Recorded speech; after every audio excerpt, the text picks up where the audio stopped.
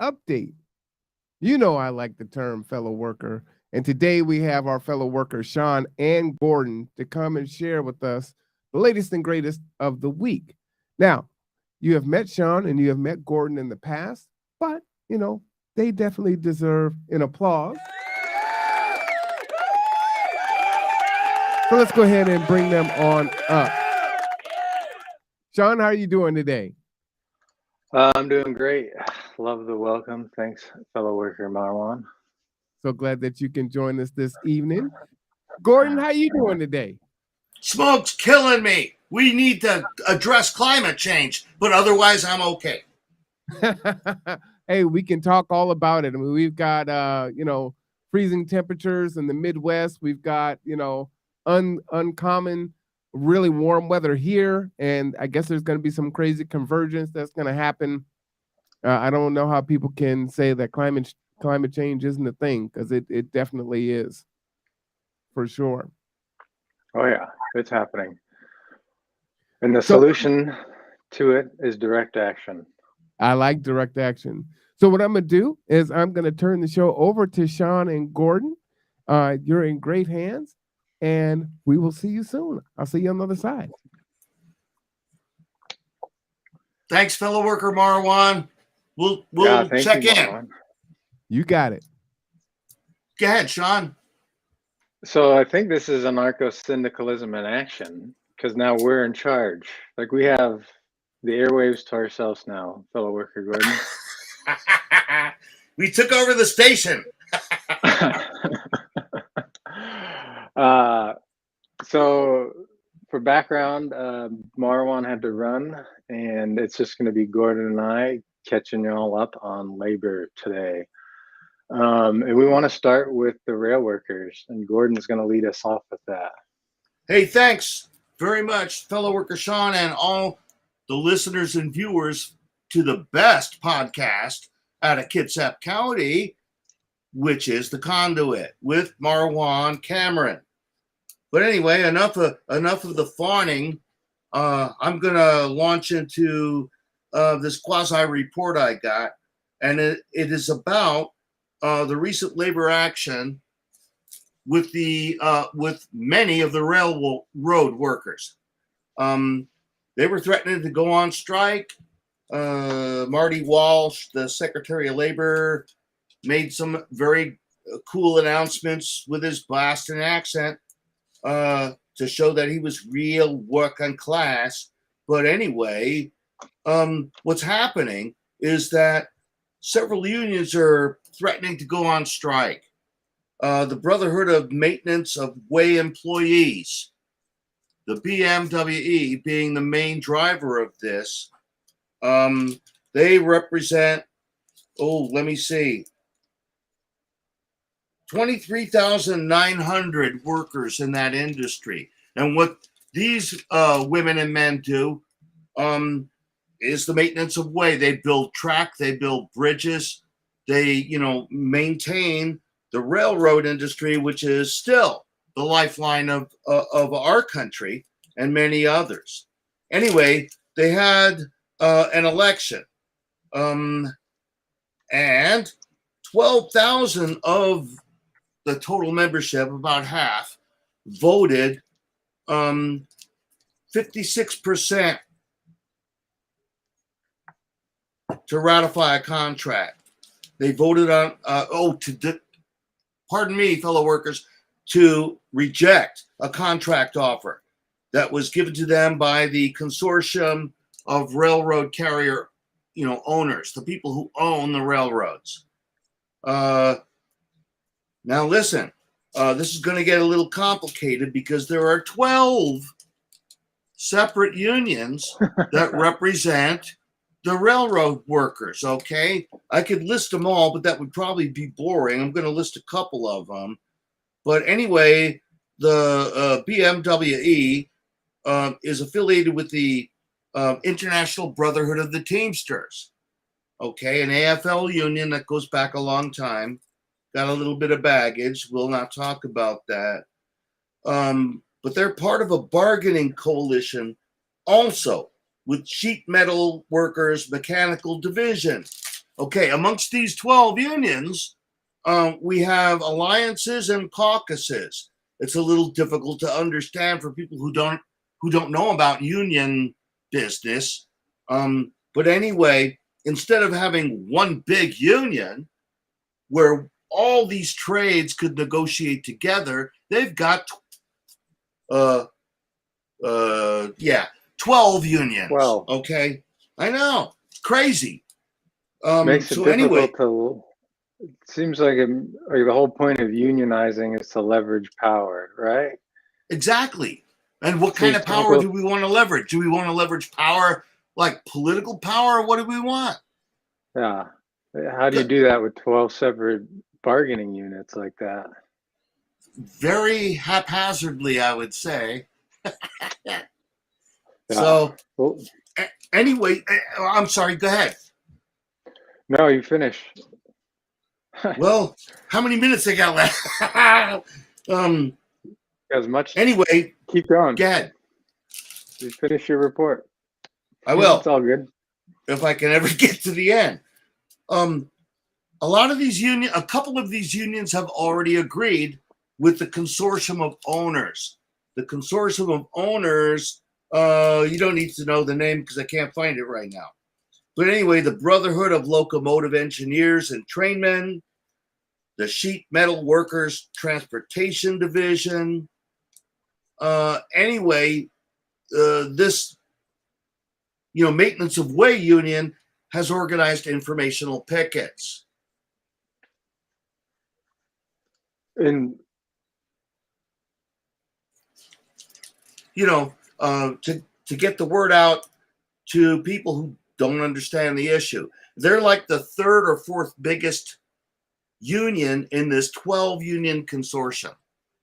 And why the strike? What conditions, like what's going on in their workplaces pushing them to this? Well, they're pretty upset about working conditions, about what has happened recently, which most Americans don't know, and most Canadians don't know because this affects an international border, is that the railroad owners are trying to cut the crews down to like nothing.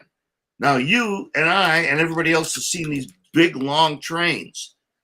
Currently, they have a minimum of three workers aboard a mile-long train filled with God knows what, explosives, nitrates, it doesn't matter. But anyway, they want to cut it down to one worker aboard a train. So they don't like that. They also don't get travel expenses, health care, the whole panoply of stuff that we need. Yeah, and I recall about a month ago, I saw an interview with one of the workers. I mean, the guy was near in tears. He barely sees his family because of the bosses drive to cut wages and they've cut so much staffing that the guy's just overworked, didn't see his family much anymore. And I recall fellow worker Marilyn mentioning that understaffing on trains has led to some major major disasters, right? Yeah, international disasters. She was focused on the Lac Megantic accident that happened, I don't know, a couple of years ago up in Quebec, where a train that was loaded with oil cars, each car holding who knows how many thousand gallons of crude oil or other petroleum products, lost control and plowed into the town of Lac Megantic in Quebec and destroyed the entire town, killing not several thousand, that was hyperbole, killing a lot of people. But it was just inexcusable. Yeah, and so like the news, right? You hear the news media a lot vilifying these workers, but it sounds like they have public safety in mind. They have their own safety in mind. It sounds like they're being exploited at work as well. I would say that you're correct in that analysis of it, fellow worker. Yeah, and so like we got to push back on that narrative the news prevents. The narrative that news presents, that somehow these guys are to be vilified. They're people suffering, it sounds like, looking out for our better interests as well. Well, yes, first their own, but then writ large, everybody else, the working class, the town that they plowed into, all this kind of stuff. Well, yeah, and that's, harkens to our motto, which is an injury to one is an injury to all. Correct. Solidarity. Forever. Forever. There's no greater power under the sun than solidarity. That's for sure. Well, that was a great report. I mean, that was a good chat about that too. We have a few more minutes if we want to keep talking about stuff. I know Marwan wanted to get to some stuff that's going on at St. Michael's Hospital, but to be honest, I don't have any. I'm kind of out of the loop on what's going on there. So I'd say we should talk about some cooperatives and how cooperatives fit into the union and to syndicalism. Well, why do we want cooperatives, fellow worker? Yeah, I view cooperatives as a way to empower ourselves, so we're less reliant on the bosses and less subjected less to the whims of the market. Right, because the worker in the co-ops that I think of are primarily worker-owned co-ops, and the whole idea there is for a group of workers to get together to satisfy a community need through basically a democratically run outfit that seeks to improve the community.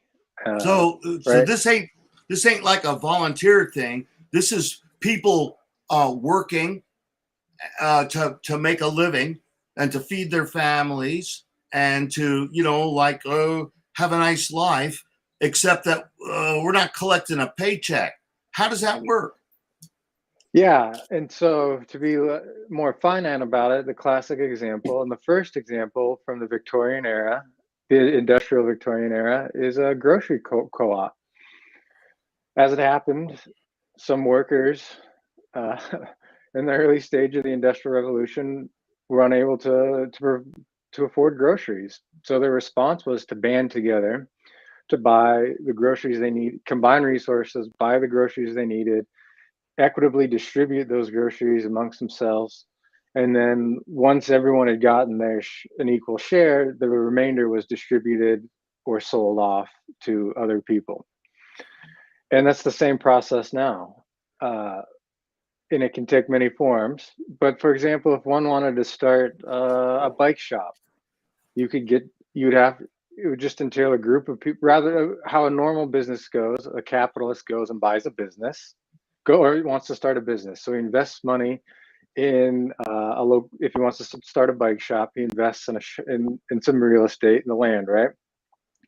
He gets some workers, he gets a manager probably, or maybe he manages himself. He stocks it with all the equipment he needs to sell, and then he advertises and gets in customers. Well, a worker co-op would be, instead of having a capitalist who buys the land and hires people for their labor, workers get together, collectively decide to acquire a piece of property, and collectively decide to run the bike shop by acquiring the parts and advertising and operating the business themselves. And instead of a capitalist and a boss taking profit out of the business based on the workers' labor, the workers just reinvest whatever's earned into their own pockets or the business. And so it's meant to benefit the community. Are you trying to tell me that a bunch of bicycle mechanics can run their own business? That's pretty wild. Pretty wild. And as a matter of fact, a steel mill could run that business by the workers, or something right? Even grander. Well, it's intuitive as to why, and I think anyone who's worked a job knows. The workers who are producing, who are running the day-to-day activities, know how the business works better than a boss does. A capitalist is only there to invest and see a return on investment. They have no interest in making a quality product, no interest in providing for the community. And so cooperatives are a way to do that. They're a way to cut out, like if the issue in our society is capital, which I think it is, worker co-ops are a way to cut them out of the whole process. And they can run anything. Do you think that, okay, so we have our bicycle shop with a bunch of people who know how to run a wrench and know how to, fix a bicycle. But could be combined, do you think, with other enterprises in the same space or in spaces that are allied with the bicycle shop? Yeah. It can be as large or small as the community wants it to be. You can do a collective. And as diverse. In other words, we could have a garden, we could have a kitchen, and we could have a bicycle shop in the same enterprise. Yeah, and membership, to be a member in a co-op, all you need to do is be willing to potentially put some money into it, but definitely put some time into it. That's the only ask. Time and labor. Put some of your own labor and some of your own resources into it in whatever form that could take for you. And it's open to everyone. As long as you're in the community and willing to agree on a more practical level too, co-ops have to develop rules on how they're going to treat each other as well. Like the IWW, we have our safer spaces. Co-ops need to adopt that. So something similar to that. So when a new member comes in, you can say, hey, these are the rules we have. If you're willing to follow these rules, show up and vote when we need you to vote, and put some time and labor into this, you can be a business owner with us. You can provide for yourself. You can give back to your community, and you won't be subjected to the whims of Jeff Bezos. And speaking about safer spaces, could you please elucidate a little bit about that, what it means? Because a lot of people get confused about that. Yeah, so for me, safer spaces is a kind of a doctrine or pillar that guides behavior in the IWW. And that's recognizing that while we're all workers, the thing that is common to us all is that we're workers. We have a diverse range of experiences, backgrounds, viewpoints, ways of thinking, everything. And it's really good to remember that for solidarity's sake, as we're trying to democratize our workplaces. That's how I interpret safer spaces. And so that for me, that leads to just being respectful of my fellow workers and always assuming a positive intent and making sure I clear up misunderstandings. Assume something's more of a misunderstanding than an assault. That's how I feel about it.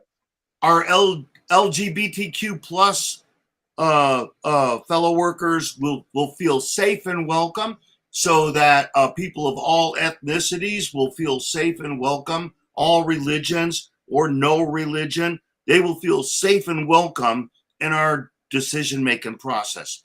Did I get that right? Yeah, that's a very nuts and bolts way of putting it. I like that. If you've got a drug problem, whatever it is, if you can follow the basic guidelines on how we want to treat each other, right, you can participate. And that helps with what we call solidarity, right? The whole point is for us to stick together, and it's very hard to stick together if we're personally attacking each other. That's an interesting concept, because solidarity, the word solidarity, has been bandied about for years and years, but I think a lot of people have not a complete understanding of the word. And so if I could spout for 30 seconds about that, solidarity is a form of love. Solidarity is what you felt, what I've felt, what everybody has felt, when they win a baseball game in a little league, or when they accomplish a task together. We've all felt solidarity. You could go to church and feel that. You could, do many, many things where you felt that little glimmer of a group feeling where we're all in this together. And then, it goes away and we have memories of it. But solidarity is like fuel to get people to progress together. That's my whole blurb. Yeah, I really like that perspective. And another way, I know that feeling you're talking about when you accomplish something as a group. Another way I feel solidarity is when I saw that fellow rail worker being interviewed about how crummy it was to be away from his family so much. I felt for the guy. Like, yeah, I get that feeling. I know what it's like to be working so much. You don't have a personal life. That's the story of my life, pretty much. So, that empathy, that kind of that feeling of like, shit, yeah, I know how you're feeling. And I also want that. For me, that's a form of solidarity. Hey, there's a question in the chat. A person has asked, how do you deal with conflict? How do we deal with conflict? It varies. Yeah, I think the most extreme conflict where there's actually been a physical assault, that comes down to more or less like a trial through a trial of your peers. And if you totally transgress the boundaries of the union, you're out. On the smaller scale, I tried to, everyone does it differently. Yep, that's true.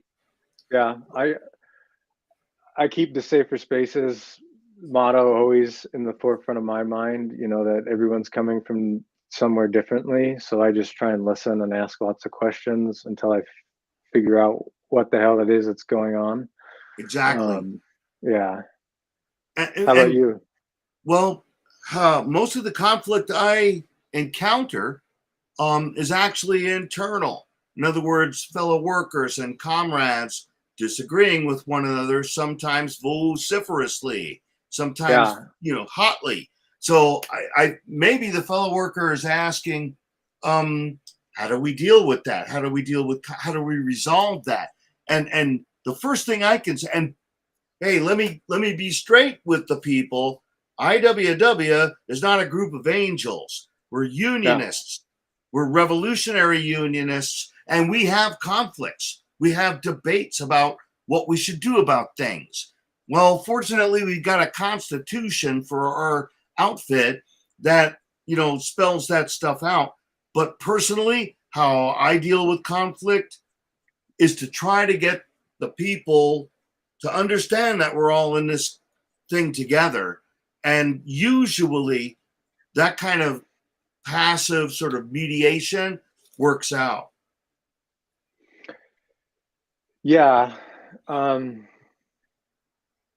Strategies for resolving conflict is the follow-up question. It depends on the workers involved. I say, right, there's levels of dispute. There's like fellow worker Gordon's talking about, yeah, you can get heated at a meeting and it's, hey guys, we're all here working in capitalism. Let's remember that. It cools it down. There can be conflicts where two people just don't get along, right? Right, personal conflicts, that happens. Yeah, there can be. We're not robots. Yeah, and so I think if it gets into a personal conflict,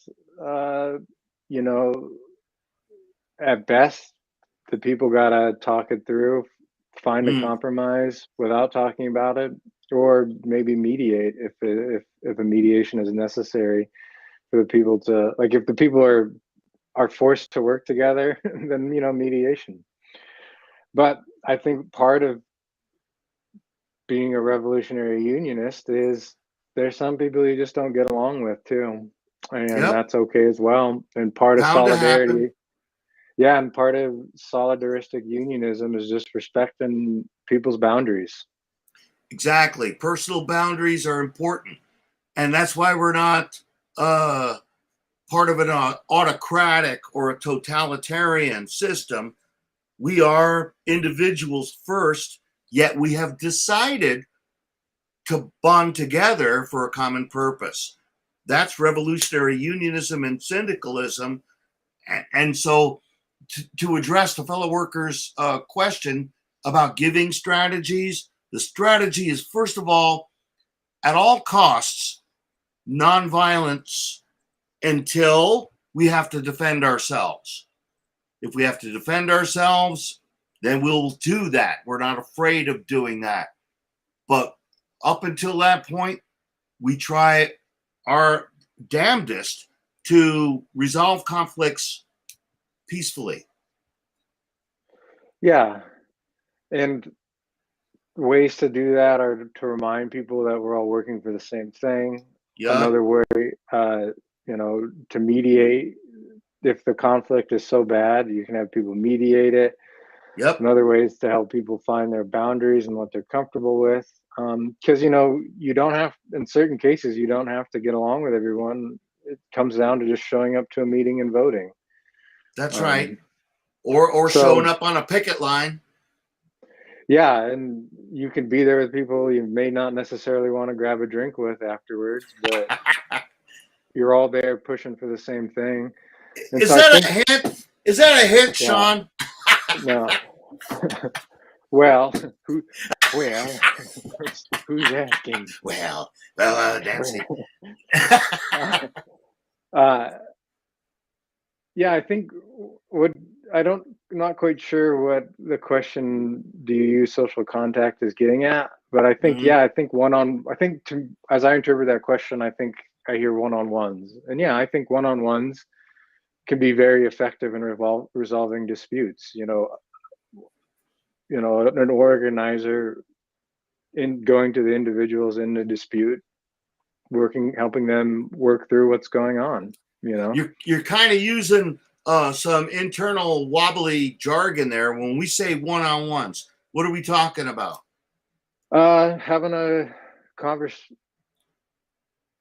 a conversation with someone, like you and I are almost in a sense having a one-on-one here, Gordon. Yeah. Or one-on-two. I got multiple personalities. It's where you and another person,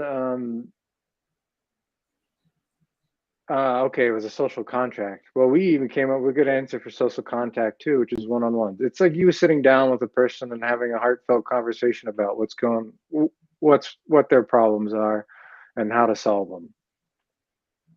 That's the one. I hope we're not referring to Jean-Jacques Rousseau. If we're referring to Jean-Jacques Rousseau's social contract, we're not talking about that. We're talking about revolutionary socialist ideals, anarcho-syndicalist ideals, anarchist ideals, and small c, communist ideals, which are that we work together, we decide things together. Certain personalities may emerge as competent in certain fields, but we don't have a leader. Yeah, and out of that, a well-organized collective will have some democratically agreed upon rules. Yep. It's going to be independence. It's going to be, you're going to want bottom-up control. Yep. And you're going to want a mission. Yeah. And so I wouldn't call it a social contract as much as bylaws, if anything. Like it's a collective coming to a democratic agreement on what they're going to work for and how they want to treat each other. And this is kind of important for some of the people in our listening and viewing audience on the Conduit, is that our Black people, our Hispanic people, our Asian people, or women, welcome to, first of all, our union, which is just one little thing amongst this whole social movement. Are they welcome? Or are we all kind of just like white liberals? Yeah. Can you address that, fellow worker?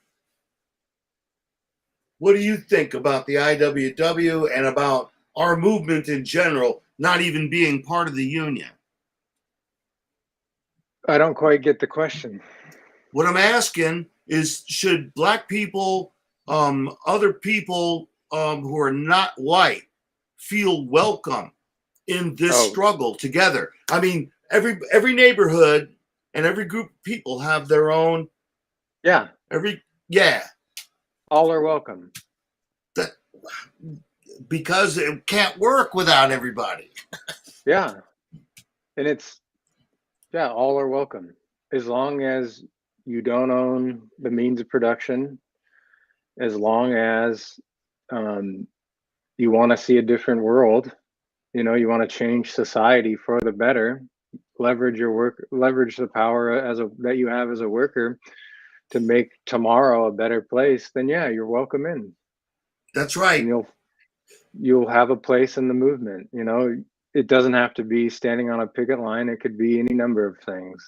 Yes, it could be indeed. helping produce podcasts, drawing, art, poetry, music, cooking, one of the things, feeding cooking. people, serving elders, lots of stuff. And then so that gets to the social contract question. A contract is a bargain for exchange, where Gordon and I go to each other and say, well, I'm going to give up something and you're going to give me something. No, we don't have contracts. We have a collective agreement, as a democratically, universally and democratically, which means all races, all people, whatever you want to be, gets to say in the rules, and they can change. That's we're right. Not here. We're using each other to empower ourselves. We're not bargaining off each other. That's right. It's not transactional. It's not a zero-sum game where I give you something and I have to lose something. No, everything we do together is collective and agreed upon democratically. That's our ethos, right? Now, in practical terms, sometimes that can run into some snags. There are times when you need it. There are times when you need a captain of the ship to say, no, everybody goes forward or whatever. But these things are thought of and compensated for. We don't need a supreme leader. We don't need a beloved leader. We need each other. Yeah. And on that note, you want to do a few shout outs and then wrap up? We've been going for about a half hour. Have we? Holy gee. Yeah. And I know we're trying to do 15, 20-minute shows, because that was the feedback we've been getting from the audience is we love wobbly material, but we don't. Marwan's going to cut you out. He's going to just let me do all the talking. Yeah. I would prefer 24-hour a day, 24-hour a day WOB programming, where you and I are just on here all day, just talking about anarcho-syndicalism, singing songs. KWOB, KWOB, broadcasting 50,000 watts. All wobbly all the time. That's you funny. So upcoming, this is what my notes here are. Well, you've been crying on them. No wonder they're blurry. We want to give a shout out for the November 12th thing, right? Yeah. We've got a November 11th, November 12th. So November 12th, Food Not Bombs. The Food Not Bombs Collective is having a benefit concert at the Charleston Theater at 333 North Callow Avenue, aka the Chuck. Come on down. You can donate clothing to get in. You can pay to get in. Everything goes to Food Not Bombs. Various leftist groups will be there tabling, including Gordon and I and a few other Bremerton Wobblies. The Chuck is a family-friendly joint. There is a bar, and there is also an under 21 area. I've been to heavy metal concerts there with little kids with big old earmuffs on, raging in the mosh pit. And it's a lot of fun. I recommend people come by and just check it out for the lovely community it is. And then what's going on November 11th, Gordon? November 11th is when we remember. In November, we remember is a famous slogan in the Industrial Workers of the World. And that's because on the first Armistice Day in 1919, there was a gunfight and there was some trouble between the IWW and the local American Legion. Remember 1919? Okay, I remember 1919. Maybe you don't. I do. 1919 was some troublesome times.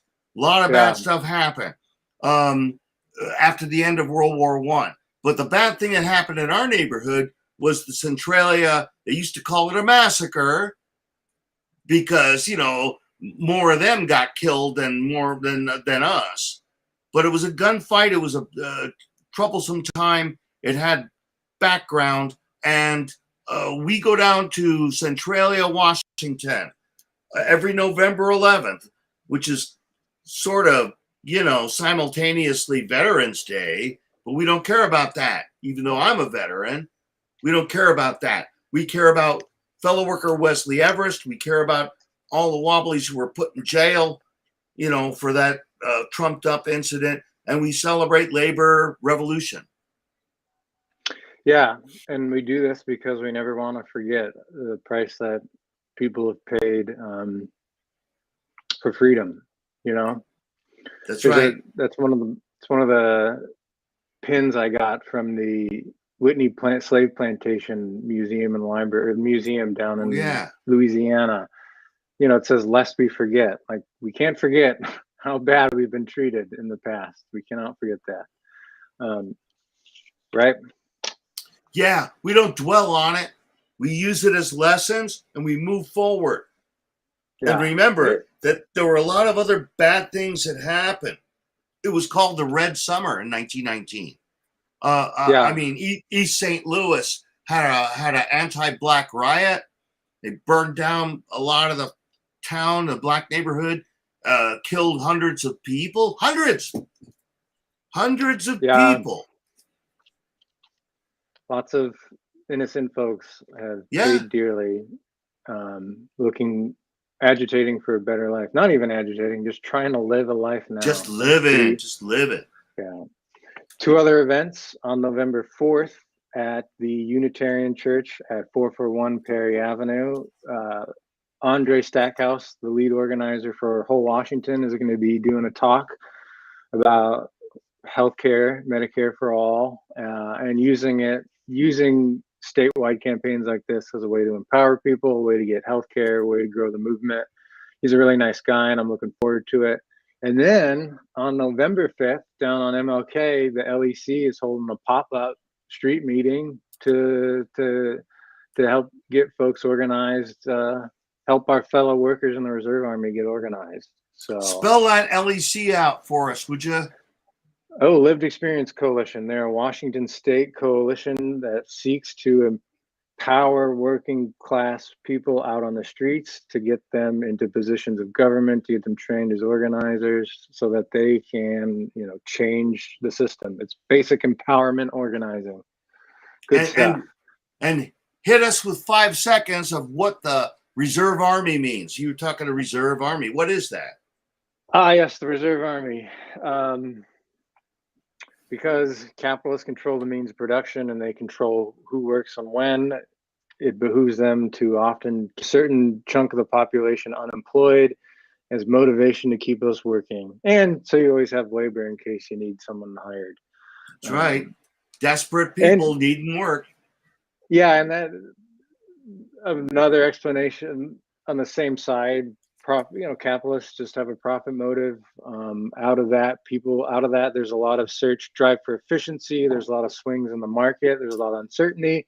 So that sometimes they just end up laying workers off for efficiency reasons, other reasons. It's not like they're there like, all right, the Reserve Army's down to 5 million. Oh, Jerome Powell's doing that, but he's just a stooge for capital. And and we also like to shout out every Saturday, Sunday, Food Not Bombs prepares and has a dinner with the Reserve Army. Gordon and I volunteer there. So drop a message in the YouTube chat if you want to come have dinner with us. The Black Panther Party back in the 1960s and 70s and the Rainbow Coalition, the original Rainbow Coalition of the Young Lords Organization, Young Patriots Organization, had a slogan, and that slogan was "Serve the People." Yeah. And that's what we're trying to do. Yeah, and that's what, for me, that's what industrial democracy is about. It's about empowering yourself and empowering your neighbors. Not, it means cooking meals with your neighbors. It means starting co-ops. It means joining a union like the IWW. Or any other union. We don't want to just be exclusive, but think about us because we're the best union. Yeah. And also warm clothing, hygiene products, things that are in good repair, brand new socks. You can get a pack of like 12 pairs of socks for real cheap. That is so welcome to the people living on the street. Underwear for grown-up people, men and women. Simple things that you and I and many, many other people take for granted, like deodorant, toothpaste, toothbrushes, that kind of stuff. Welcome contributions. Give it to Food Not Bombs. Yeah. And I mean, come down and try it out a few times. The dinners are what, at 4:30 now? Yeah, it's early. You got to do it earlier now. Yeah. Like the love and the solidarity when you do that, it's heartwarming. It's what this is all about. Because everyone, I've never had a bad time down there. I've never been insulted. I've never been attacked. It's just a delightful group of people who. Some of the people living on the street have problems. Okay, and so just be inoculated about that. Don't get upset. Don't get pissed off. Some of these people will act out, but these people are us. Yeah. AA's got a great slogan. I don't adhere to AA philosophy, but a couple of the things they said made sense to me. And one of them was, there but for the grace of God go I, which means that this could happen to me. I could be living on the streets through a bankruptcy or, getting fired or whatever. And so don't be judgmental. Come down there and help out. Yeah, and I mean, people have bad days down there, and some of them are doing drugs. I have bad days too. We've all had our moments. We've all had our low points. It's part of just being a worker in this capitalist-run society. That's right. I think that's a good wrap. I'm going to text Marwan and tell him we're done. But let's just let's do an IWW anarcho-syndicalist after show until he cuts the feed, huh? I don't know. He might keep it for himself. He might join up.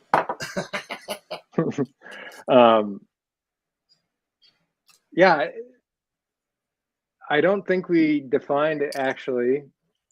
This is the after show. I don't think we actually defined kind of what anarcho-syndicalism means or anarchism, because I think, the philosophy gets a bad rap. Its roots go back to the Greek term, the Greek origins of anarchy, and it basically means no power. So if you're an anarchist thinker, you're looking at society and you're confronting structures of power that harm people and do not contribute positively to society. And you're not who's in charge? Who's in charge here? And this all has to be nonviolent as well. There's no propaganda by the deed. There's nothing like that. And syndicalism specifically specifically deals with the idea that collectively direct action is a good way for workers to use their power to get some change, right? And that harkens back to what we touched on earlier in the show, which was, who knows how to run this factory the best?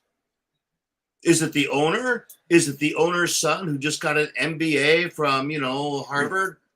Is it a couple of other, managers? No, it's the women and the men on the line. Women and the men actually installing the glass, fixing the engines, etc., serving the meals. The Starbucks baristas, the Exactly. Amazon packers, the drivers, the whole gang. And Yep. by direct action, we mean things like going on strike until people get better wages, or sitting down on the job until an unsafe issue is fixed. That's the Exactly. whole ball game right there. Direct action is through unions is the whole point. Hey And guys, that was a great show. Oh, Hey, now we're being cut off, Sean. See, we're just starting to have some fun. Hey, No, it's fantastic. I was able to listen in and very informative. And I really appreciate you guys holding it down and coming on and just sharing this information for folks. fellow worker Marwan, you have done a great service to the community. You are doing a great service. Thank you. And let's not forget the G2 shout out. Marwan's organization is basically a mutual aid organization that helps people who get to and from medical appointments. That is mutual aid at its core. It's lovely. That's it. Yeah, medical appointments, doctor's appointments, grocery store, even outings. There are folks that don't have adequate transportation or transportation at all. That's right. That's one of the big issues, especially in this county with no bus service on Sundays, and buses stop running at about 8:30 p.m. and it's so spread out, right? Yep. And not reliable. So how many $100,000 are you pulling down from this organization, Marwan? I wish every donation counts. We have a working board that is very much lived experience. Many of us have experienced homelessness and live just above the poverty line, if not, below it. And so we understand, and that's why we're passionate about the work we do. Yeah, well, anyone who's had to work, which is a lot of us, not like 2/3 of us, knows, like, even if you're working a white collar job, it's you're at the whims of someone else. You're earning a fraction of what you should be earning. You have very little control over your life. The whole thing is a ripoff. Yeah, absolutely. Well, I want to thank you guys for coming on. I'm going to run in here. I'm at the Bainbridge Island Museum. So I'm going to try to set up and run the next show. So I made it there in 45 minutes. Yeah, thanks. Hey, bring me back a bottle of chilled Merlot, okay? I know them liberals got chilled Merlot in there. Thank you for the primetime Thursday night slot. This is like Ted Danson time, Big facts. Yeah. Well, everyone, look forward to seeing the IWW Weekly. We'll send you an update. But I want to thank everyone for tuning in today. So for Sean and Gordon, I am Marwan. This is the Conduit Network. Thank you all, and we'll see you next time. All right. Thank you. Bye-bye now.